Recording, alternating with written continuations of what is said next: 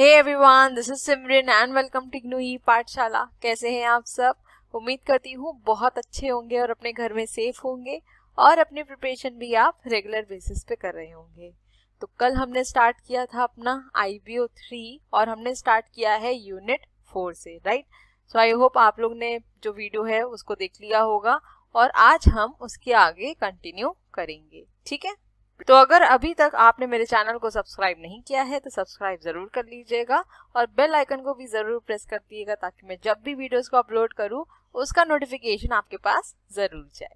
I hope आपको sessions अच्छे भी लग रहे होंगे क्योंकि आपके जो फीडबैक्स मेरे पास आते हैं सच में मुझे बहुत ज़्यादा खुशी मिलती है, मुझे बहुत अच्छा लगता है और इन्हीं फीडबैक्स की वजह से मुझे मोटिवेशन मिलती है कि आगे मैं वीडियोस बनाऊं, ठीक है। तो अपना सपोर्ट हमेशा ऐसे ही बरकरार रखिएगा और मैं आपके लिए हमेशा काम करती रहूंगी, ठीक है। अपने सेशन को हम स्टार्ट करते हैं, लेकिन इससे पहले अगर आप में से किसी ने मुझे इंस्टाग्राम या टेलीग्राम पे फॉलो नहीं किया है तो यहाँ पे ज़रूर फॉलो कर लीजिएगा क्योंकि इग्नू से रिलेटेड जो भी अपडेट्स रहती हैं यहाँ पे मैं रेगुलरली पोस्ट करती रहती हूँ, ठीक।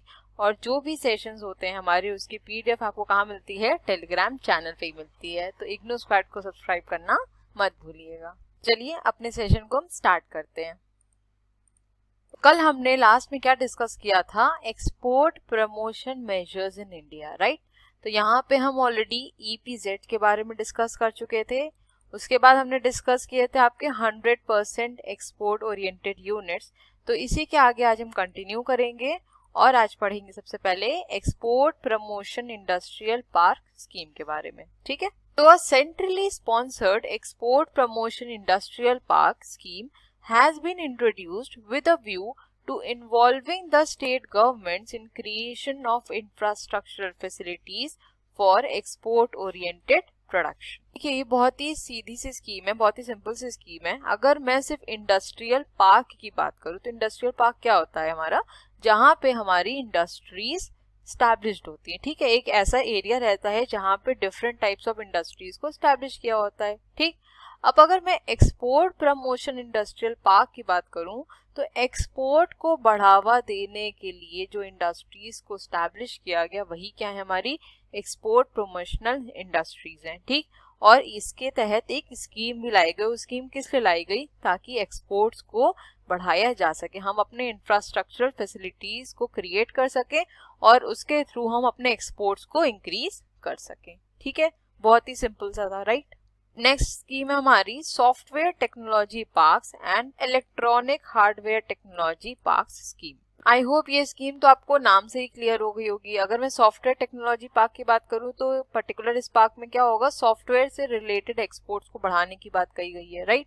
और वहीं हम इलेक्ट्रॉनिक हार्डवेयर टेक्नोलॉजी की बात करें तो यहाँ पे इलेक्ट्रॉनिक हार्डवेयर को स्पेसिफिकली टारगेट किया गया है, ठीक है। एक बार इसके डिटेल को पढ़ लेते हैं, ओके।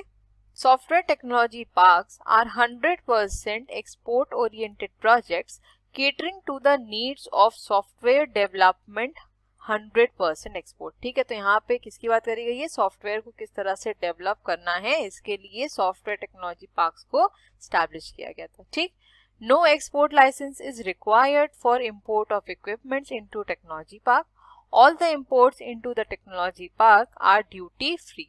तो ये मैंने आपको बताया ही था कि जितने भी ये जोन्स हैं, आपकी स्कीम्स हैं, इनको इसीलिए ही बनाया गया है ताकि हम यहाँ पे अपने एक्सपोर्ट्स को बढ़ावा दे सकें।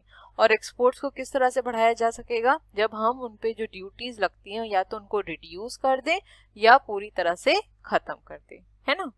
Under the hardware technology park scheme, an electronic hardware technology park may be set up by the central government, state governments, public or private sector undertakings.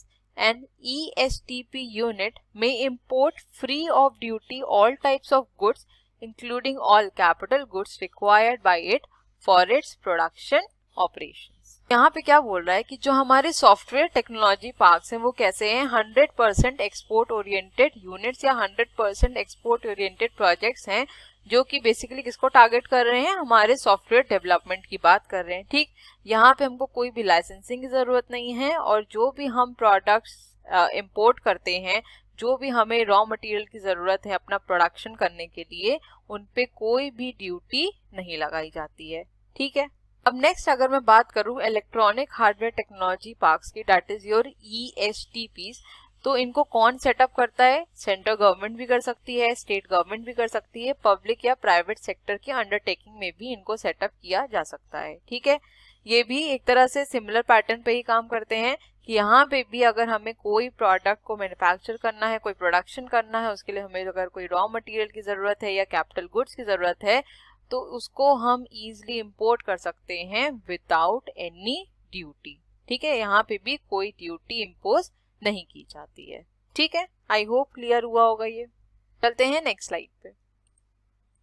अब नेक्स्ट हम डिस्कस करेंगे SEZ के बारे में। SEZ stands for special economic zones. ठीक है, सबसे पहले यहाँ पे समझ लेते हैं कि हमारी SEZ कैसे पिक्चर में आई। ठीक है, इसकी क्या हिस्ट्री रही है, क्योंकि ये आपकी जो प्रीवियस नॉलेज है उसी पे बेस्ड है, जो मैंने कल आपको वीडियो प्रोवाइड किया था उसी पे ही बेस्ड है। ठीक है, तो इसको थोड़ा समझना जरूरी है। ठीक, देखिए सबसे पहले क्या हुआ था, first ever export processing zones that is आपका EPZ in Asia was set up by government of India in Kandla in 1965, है ना। तो ये हमने कल बात करी थी कि EPZ को सबसे पहले कहाँ स्टैब्लिश किया गया था? कंडला, दैट इज गुजरात में। ठीक, 1965 में।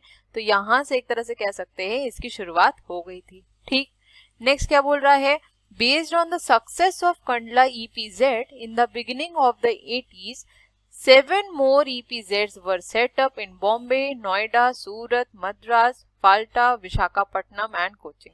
तो ये भी हमने डिस्कस किया था, है ना, कि 7 और ऐसे EPZs को सेटअप किया गया, और कहाँ कहाँ सेटअप किया इसके बारे में भी हमने बात की थी, राइट। अब लास्ट में क्या हुआ, to invite larger foreign investment in India, these EPZs were converted into SEZs in the year 2000 under a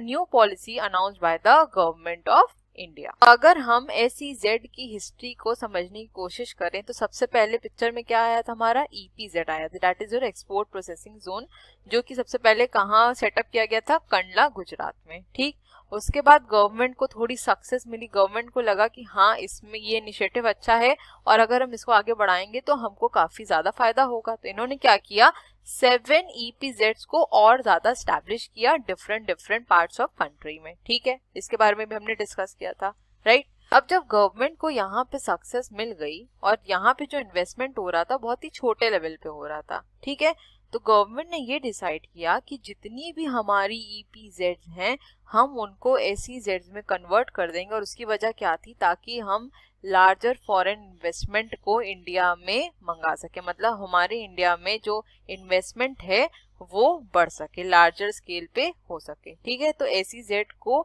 year 2000 में स्टैब्लिश किया गया, 2000 में SEZ हमारी पिक्चर में आ गई थी। ठीक है, आई होप हिस्ट्री समझ में आई होगी। अब चलते हैं नेक्स्ट स्लाइड पर, SEZ के बारे में डिटेल में पढ़ते हैं। So the SEZ was launched by the government of India in the year 2000 with a view to promoting internationally competitive and hassle-free environment inductive for exports. SEZ operating units broadly fall under the product groups of engineering items, chemicals and elite products, electronics, gems and jewelries, garments and rubber. तो यहाँ से आपको कुछ points clear हो गए होंगे। सबसे पहला पॉइंट यहाँ पे ये कि जितने भी हमने इसके पहले जोन्स पढ़ी हैं या यूनिट्स पढ़ी हैं वो डोमेस्टिक मार्केट के अंदर ही वर्क कर रही थी। ठीक, जब EPZs को SEZs में कन्वर्ट किया गया उसके बाद ही हम इंटरनेशनल मार्केट में एंट्री लिए, इंटरनेशनल मार्केट में कम्पीट करना शुरू किया। ठीक है, इन द ईयर 2000। ठीक है, सेकेंड पॉइंट यहाँ पे ये है कि हमारी SEZs बेसिकली किन प्रोडक्ट्स में वर्क करती हैं, इंजीनियरिंग आइटम्स में, ठीक है, केमिकल एंड एलीट प्रोडक्ट्स में, इलेक्ट्रॉनिक्स में, जेम्स एंड ज्वेलरीज में, गारमेंट्स में और रबर में। ठीक है, आई होप इतना क्लियर हुआ। It is specifically delineated duty free enclave and shall be deemed to be foreign territory for the purpose of trade operations and duties and tariffs. Goods going into the SEZ area shall be treated as deemed exports. goods coming from SEZ area into DTA shall be treated as imported goods. तो जैसे हमारी EPZs या 100% export oriented units duty free होती हैं, similarly हमारी जो SEZs हैं ये भी कैसी रहती हैं, ड्यूटी फ्री रहती हैं, और इनको भी इसीलिए एस्टैब्लिश किया जाता है ताकि हम एक्सपोर्ट्स को प्रमोट कर सके। ठीक है, SEZ का जो मेन पॉइंट है वो यहाँ पे है। ठीक है, इसको समझते हैं अच्छे से। अब यहाँ पे क्या लिखा है कि जो भी गुड्स हमारी SEZ के एरिया के अंदर आएंगे उनको हम डीम्ड एक्सपोर्ट ट्रीट करेंगे। Right, now what do you mean by the word deemed export? देखिए, डीम्ड एक्सपोर्ट का बेसिकली क्या मतलब होता है, जब हम अपने प्रोडक्ट को, अपने गुड्स को एक्सपोर्ट तो कर रहे हैं लेकिन वो हमारी नेशनल बाउंड्रीज के बाहर नहीं जा सकता, वो क्या कहलाता है, हमारा डीम्ड एक्सपोर्ट कहलाता है। ठीक है, अब डीम्ड एक्सपोर्ट को हम एक एग्जांपल समझते हैं। ठीक है, लेट्स से कि कोई कंपनी है ए या फिर कोई डीलर है ए, ठीक, इसने क्या किया, गुड्स को एक्सपोर्ट किया बी कंपनी को, और जो बी कंपनी है वो क्या है, हमारी EOU है, that is your export oriented unit. ठीक, तो जो ए ने गुड्स को बी को भेजा है ये क्या कहलाएगा, हमारा डीम्ड एक्सपोर्ट कहलाएगा। ठीक, इसके बाद अगर बी जो EOU है अगर ये सी को भेजती है, सी कहाँ है, जैसे समझ लीजिए जर्मनी में है कोई कंपनी सी, वहां पे इनको प्रोडक्ट्स को भेजना है, तो ये जो हमारा कहलाएगा ना, ये क्या कहलाएगा, हमारा एक्सपोर्ट्स कहलाएगा। ठीक, क्योंकि हमने नेशनल बाउंड्रीज के बाहर अपने प्रोडक्ट को भेजा है। लेकिन जो डीलर है हमारा, ये कहाँ पे बैठा है, ये इंडिया में ही बैठा है, और इसने क्या किया, हमारी जो EOU है उसको प्रोडक्ट सेल किए, तो ये जो ट्रांजैक्शन कहलाएगा बेसिकली ये डीम्ड एक्सपोर्ट कहलाएगा। ठीक है, डीम्ड एक्सपोर्ट के अंदर जितनी भी चीजें आती हैं, ये डीम्ड एक्सपोर्ट बेसिकली आप अपने नेशनल बाउंड्रीज के अंदर ही कर सकते हैं, लेकिन जो एक्सपोर्ट होता है वो हमारी नेशनल बाउंड्रीज के बाहर होता है। यही एक फर्क होता है आपका डीम्ड एक्सपोर्ट और एक्सपोर्ट के बीच में। ठीक है, आई होप ये डिफरेंस भी समझ में आ गया होगा, डीम्ड एक्सपोर्ट का मतलब भी समझ में आ गया होगा। अब नेक्स्ट पॉइंट क्या कह रहा है कि जितने भी गुड्स हैं अगर वो SEZ के एरिया से निकल के DTA में जाते हैं, DTA क्या है, हमारा डोमेस्टिक टेरिफ एरिया, इसके बारे में मैंने आपको कल बताया भी था, है ना, अगर वहां जाते हैं तब हम इनको किस तरह से ट्रीट करेंगे, इंपोर्टेड गुड्स की तरह से ट्रीट करेंगे। अब आप सोचिए कि इंडिया में ही आप अपने प्रोडक्ट्स को जब एक मार्केट से दूसरे मार्केट भेज रहे हैं, मतलब SEZ से अगर आप DTA में भेज रहे हैं तो ये किस तरह से ट्रीट किया जाएगा, इंपोर्टेड गुड्स की तरह ट्रीट किया जाएगा। ठीक है, इस पॉइंट को याद रखिएगा, इन दोनों ही पॉइंट्स को, इसके एक तरह से कह लिए की पॉइंट है, मतलब आप अगर SEZ आता है तो ये पॉइंट जरूर मेंशन करिएगा। ठीक, चलते हैं नेक्स्ट स्लाइड पे।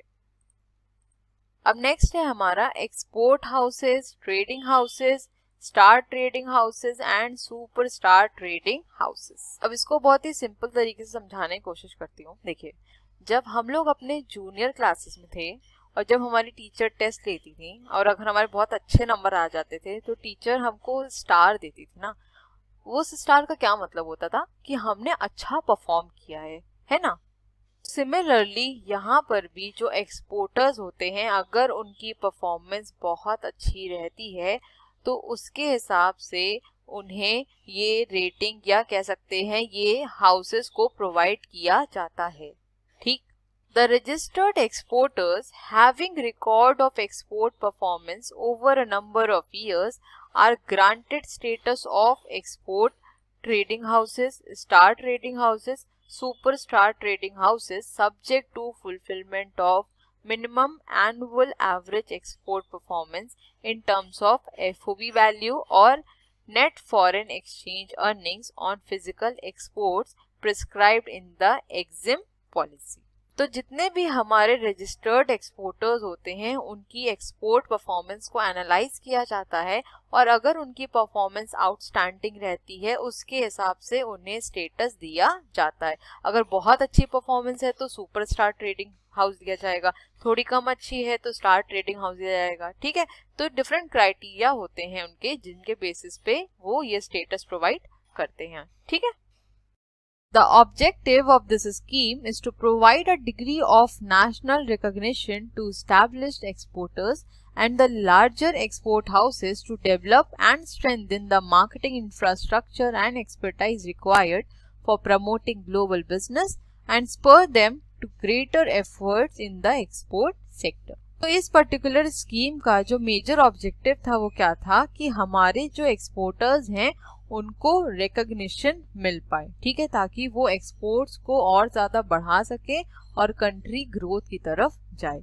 क्योंकि देखिए, अगर आप कुछ अच्छा काम करते हैं और अगर आपको उसका रिकग्निशन नहीं मिलता है तो कहीं ना कहीं आपको बुरा लगेगा, है ना। तो सेम एक्सपोर्टर्स के लिए भी है कि अगर वो अच्छी परफॉर्मेंस दे रहे हैं, आउटस्टैंडिंग परफॉर्मेंस जा रही है उनकी, तो उनको रिकग्निशन मिलना जरूरी है, ठीक। अब अगर जैसे यहाँ पे मैं अपनी ही बात करूँ, मैं यहाँ पे आपको वीडियोस प्रोवाइड कर रही हूँ, ठीक है।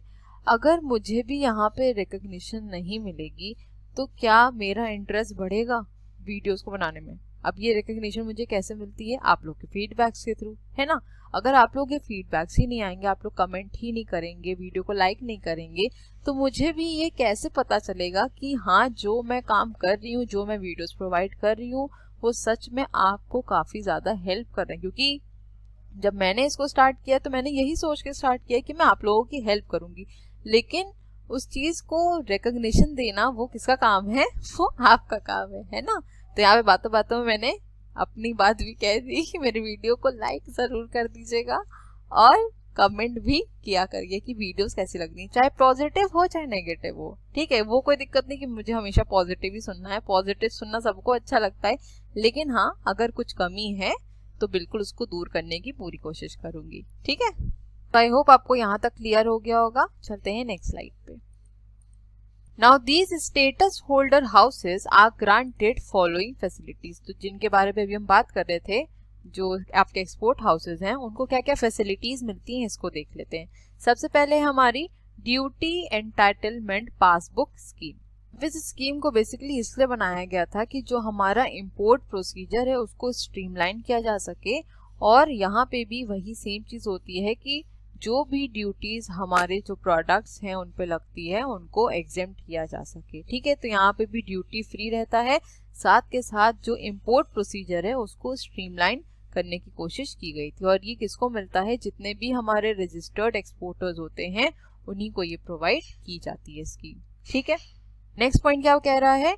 Advance licences for physical export, intermediate supplies and deemed exports. यहाँ पे एडवांस लाइसेंस प्रोवाइड कर दिया जाता है, ठीक है, इंटरमीडिएट सप्लाईज के लिए या डीम्ड एक्सपोर्ट्स के लिए, ठीक। नेक्स्ट बोल रहा है ऑटोमेटिक लाइसेंस प्रोवाइड होता है एंड लीगल अंडरटेकिंग भी होती है, ठीक है। ये सारी फैसिलिटीज दी जाती है हमारे ट्रेडिंग हाउसेज का जिनके पास स्टेटस होता है, ठीक है। आई होप क्लियर हुआ यहाँ तक। चलते हैं नेक्स्ट स्लाइड। अब नेक्स्ट है हमारा diamond James and jewellery export promotion scheme. Exporters of gems and jewelry are eligible to import their inputs by obtaining replenishment license and diamond impress license from the licensing authority। देखिए यहाँ पे क्या बता रहा है कि जो भी हमारे डायमंड या जेम्स एंड ज्वेलरी के जो एक्सपोर्टर्स होते हैं, अगर उन्हें इनपुट्स को इंपोर्ट करना है तो उनके पास रेप्लेनिशमेंट लाइसेंस होना जरूरी है, और साथ के साथ डायमंड इम्प्रेस लाइसेंस का भी होना जरूरी है, ठीक है। ये लाइसेंस बेसिकली ऐसे एक्सपोर्टर्स के लिए ही बनाए जाते हैं जो कि डायमंड्स या जेम्स एंड ज्वेलरीज में ट्रेडिंग करते हैं, ठीक है। Exporters of gold, silver, platinum jewellery and articles thereof may import their essential inputs such as gold, silver, platinum mountings, findings, rough gems, precious and semi-precious stones, synthetic stones and unprocessed pearls etc. in accordance with the procedure specified in this behalf। यहाँ पे simple सा कहने का ये मतलब है कि जो भी हमारे डायमंड, जेम एंड ज्वेलरीज के एक्सपोर्टर्स हैं उनके पास पर्टिकुलरली ये सब लाइसेंसेस होने चाहिए, तभी वो इनका जो इंपोर्ट है वो फ्रीली कर सकते हैं, बिना किसी ड्यूटी के कर सकते हैं, ठीक है। चाहे वो गोल्ड हो, चाहे वो सिल्वर हो, चाहे वो रफ जेम्स हो, चाहे वो अनप्रोसेस्ड पर्ल्स हो, ठीक है। कोई भी जो इनपुट्स की जरूरत पड़ती है इन सबको फॉर्म करने के लिए उनको ड्यूटी फ्री तरीके से मंगाया जा सकता है, लेकिन उनके पास ये पर्टिकुलर लाइसेंस होने चाहिए, ठीक है। चलते हैं नेक्स्ट स्लाइड पे। नेक्स्ट है हमारा एक्सपोर्ट ऑफ सर्विसेज। अभी हमने जैसे कि बात करी थी हमारे एक्सपोर्ट हाउसेस के बारे में, है ना, जहाँ पे हम स्टेटस देते हैं जो भी हमारे रजिस्टर्ड एक्सपोर्टर्स होते हैं, अगर वो आउटस्टैंडिंग परफॉर्मेंस देते हैं अपनी एक्सपोर्ट्स में।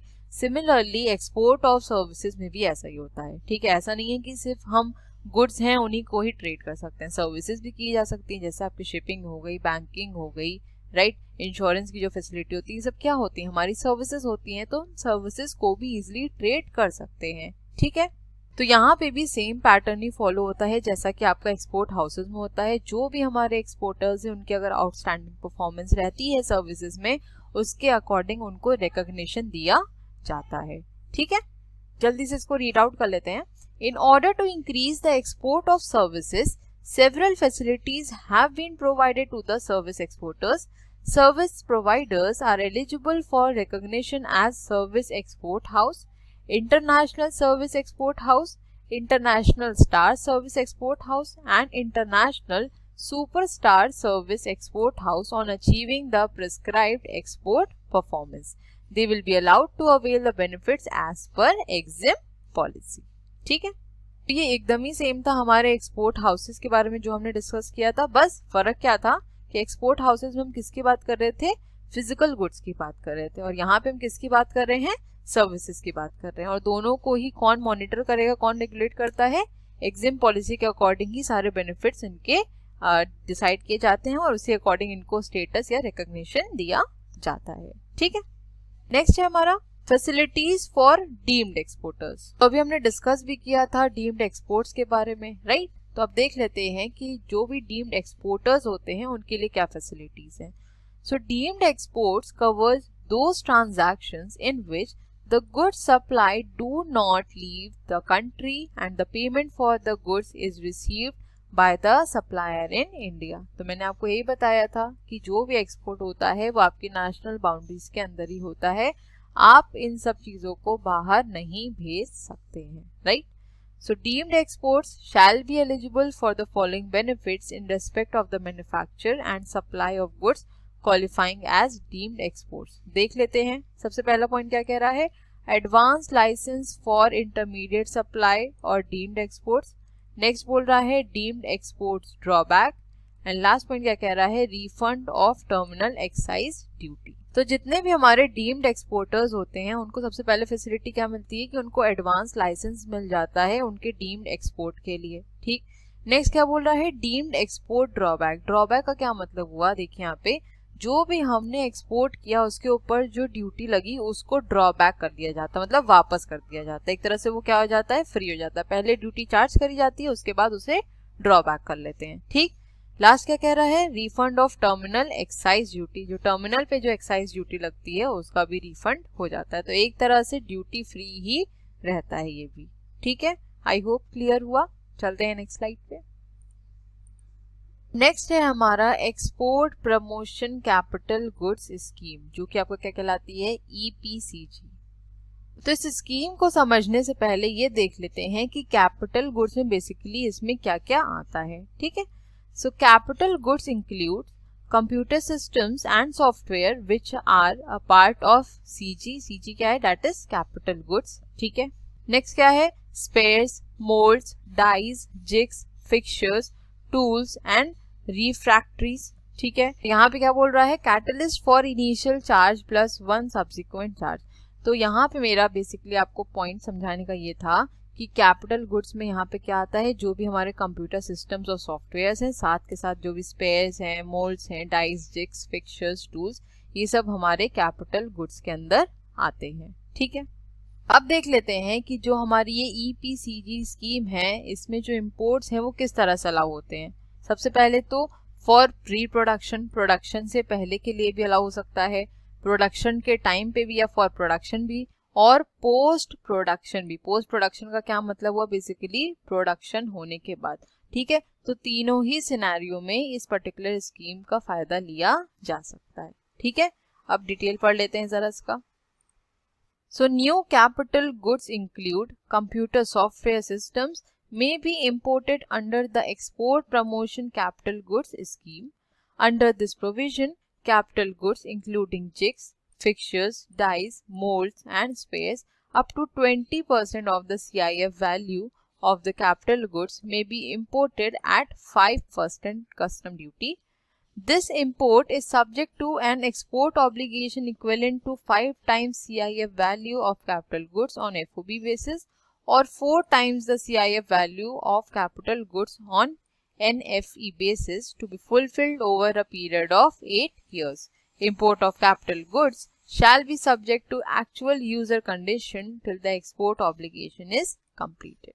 देखिए इस पर्टिकुलर स्कीम में क्या बोल रहा है कि जितने भी हमारे कैपिटल गुड्स हैं, जैसे अगर हम यहाँ पे कंसिडर करें तो जिग्स हैं, फिक्चर्स हैं, मोल्ड्स हैं, इनकी जो भी 20% CIF वैल्यू क्या होती है, cost, insurance and freight value है, इसके ऊपर 5% की कस्टम ड्यूटी लगाई जाती है। ठीक है, तो यहाँ पे गवर्नमेंट ये स्कीम प्रोवाइड करती है, वो कहती है कि ठीक है आप ये कस्टम ड्यूटी को ना भरिए, ठीक है, हम आपको कस्टम ड्यूटी से या इस ड्यूटी से फ्री कर देते हैं, लेकिन आपको हमारी स्कीम माननी पड़ेगी। अब इनकी स्कीम क्या होती है, इनका कहना ये है कि चलिए हमने आपको ड्यूटी से तो फ्री कर दिया, लेकिन अब आपके ऊपर ये एक्सपोर्ट ऑब्लिगेशन है कि आपको at least 5 times of CIF value of capital goods को एक्सपोर्ट करना पड़ेगा। ठीक है, मतलब यहाँ पे कहने का ये है कि अगर आपने अपनी कंट्री में कैपिटल गुड्स को इंपोर्ट किया है, कैपिटल गुड्स जैसे हैवी मशीनरीज हो गई, कुछ अच्छी टेक्नोलॉजीज हो गई, अगर आपने इनको इंपोर्ट किया है, अपनी कंट्री में मंगवाया है, तो हम इस पे आपकी जो ड्यूटी है उसको तो एग्जेम्प्ट कर देंगे, लेकिन अब आपके ऊपर ये एक्सपोर्ट ऑब्लिगेशन है कि आपको at least 5 times of CIF value आपने जो भी कैपिटल गुड मंगाया है उतना एक्सपोर्ट करना पड़ेगा। क्योंकि अब सीधी बात है, अगर आपने मशीनरी बाहर से मंगाई है तो आपका जो प्रोडक्शन है वो भी तो बढ़ेगा, और जब आपका प्रोडक्शन बढ़ेगा तो आपका जो एक्सपोर्ट है वो भी तो बढ़ेगा, है ना, तो आपको मैक्सिमम एक्सपोर्ट करना पड़ेगा। ठीक, कहने का सिर्फ यहाँ पे यही मतलब है। और क्या बोल रहे हैं कि आपको इस क्राइटेरिया को विद इन 8 ईयर्स कंप्लीट भी करना पड़ेगा।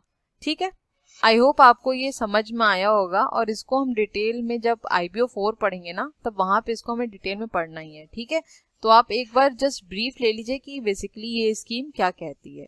ठीक है, चलते हैं नेक्स्ट स्लाइड पे।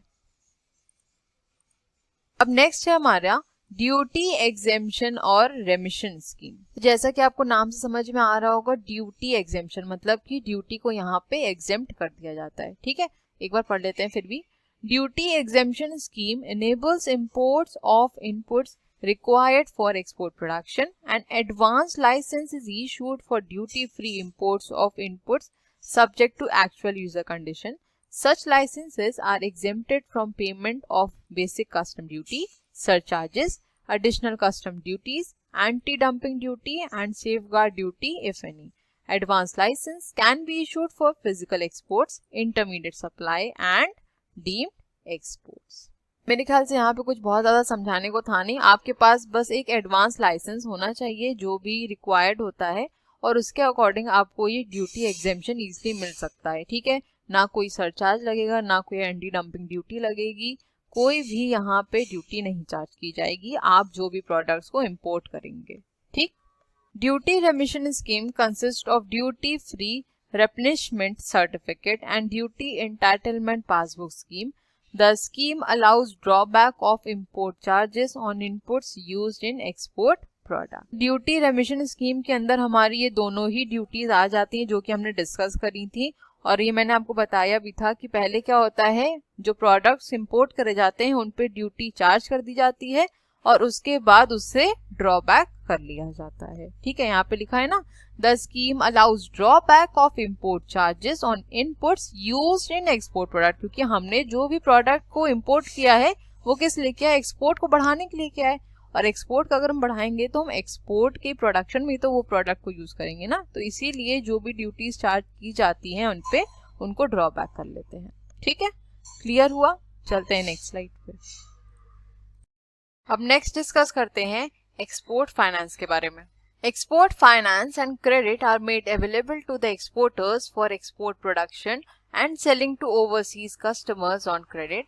The pre-shipment finance is given for financing the purchase, processing, manufacturing or packaging of goods as defined by RBI. The post-shipment finance or credit is provided to an exporter of goods from India from the date of extending the credit after shipment of goods to the date of realization of export proceeds. Both pre-shipment and post-shipment credits are also available in foreign currency.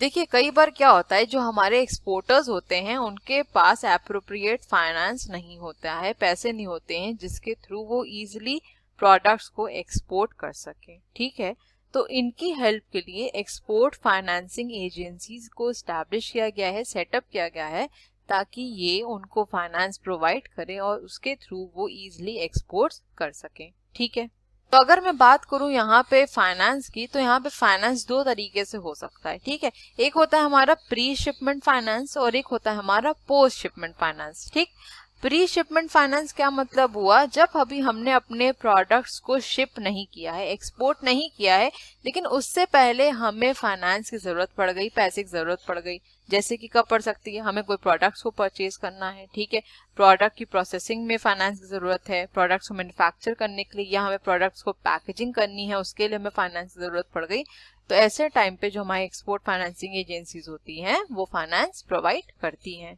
ठीक है, अब next अगर मैं post shipment finance की बात करूं, तो ये क्या होता है कि जब एक्सपोर्टर ने अपने जो प्रोडक्ट्स हैं उनको शिप कर दिया है, लेकिन उसके बाद अगर उन्हें फाइनेंस की ज़रूरत पड़ती है, तो यहाँ पे एक्सपोर्ट फाइनेंसिंग एजेंसीज उन्हें फाइनेंस प्रोवाइड करती हैं। ठीक है, और ये इसीलिए किया जाता है ताकि जो हमारे एक्सपोर्ट्स हैं उनको बूस्टअप किया जा सके।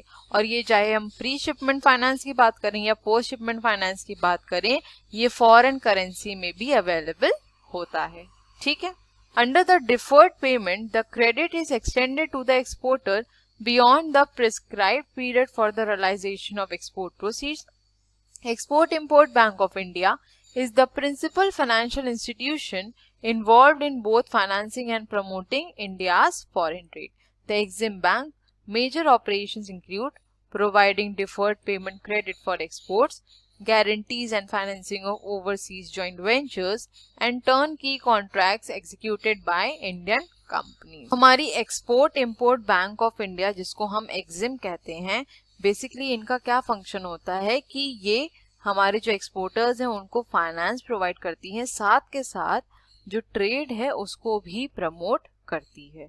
ठीक है, इसके अलावा अगर मैं इनके मेजर ऑपरेशंस की बात करूं तो ये गारंटीज भी प्रोवाइड करती हैं, साथ के साथ अगर फॉरेन कंट्री में ओवरसीज मार्केट में हमारा कोई प्रोजेक्ट चल रहा है, कोई कॉन्ट्रैक्ट है, तो उसको भी ये फाइनेंस करती हैं। ठीक है, चाहे वो जॉइंट वेंचर हो, चाहे आपके टर्न की कॉन्ट्रैक्ट्स हो। टर्न की कॉन्ट्रैक्ट्स कौन से होते हैं, जैसे टर्न द की, मतलब कि अगर कोई कॉन्ट्रैक्ट दिया गया है तो उसकी डिजाइन से लेके उसका हर एक टास्क कौन करेगा, वो पर्टिकुलर कंपनी करेगी, वो पर्टिकुलर ऑर्गेनाइजेशन करेगी, और उसके बाद वो जो भी आपका मेन पार्टी है जिसको आपको अपना कॉन्ट्रैक्ट खत्म करके प्रोवाइड करना है, आप उनको वो हैंड ओवर करते हैं। मतलब कहने का ये है यहाँ पे कि जैसे समझ लीजिए कि अगर एकदम सिंपल लेम लैंग्वेज में बात करूं, सपोज आपको कंस्ट्रक्शन करवाना है। ठीक है, आपने क्या किया, आपने वो कंस्ट्रक्शन का वर्क कॉन्ट्रैक्चुअल बेसिस या कॉन्ट्रैक्ट बेसिस पे कॉन्ट्रैक्टर को दे दिया। अब वहां पे जो कॉन्ट्रैक्टर है उसकी पूरी रिस्पॉन्सिबिलिटी होती है कि वो हर एक चीज को खुद ही देखेगा, खुद ही एनालाइज करेगा और हिसाब से काम करेगा। चाहे आपको एक जो बिल्डिंग है उसको तैयार करना हो, चाहे उसकी डिजाइनिंग करनी हो और चाहे वायरिंग करवानी हो, हर एक चीज वो आपको पूरी तरह से प्रिपेयर करके देगा। एक तरह से कह सकते हैं ना, फुल फ्लैश तैयार करके देता है और उसके बाद वो आपको चीजें हैंड ओवर कर देता है। ठीक है, तो टर्न की कॉन्ट्रैक्ट बेसिकली यही होते हैं। ठीक, आई होप ये क्लियर हुआ। चलते हैं नेक्स्ट स्लाइड पे। नेक्स्ट पॉइंट है हमारा duty drawback. Customs and excise duties paid on raw materials, components and spares, including packaging material imported or indigenous used in export products, are refunded, exempted to the exporters. ठीक है, तो ये मैं आपको बता ही चुकी हूँ कि जो पहले ड्यूटीज को चार्ज किया जाता है उसको उसके बाद रिफंड कर लिया जाता है, ड्रॉबैक कर लिया जाता है। ठीक, नेक्स्ट देख लेते हैं tax relief. Export sales are not subject to sales tax. Excise duty is not payable on goods for export. If paid, can be refunded. Profits on merchandise exports, including software exports, are fully exempt from income tax.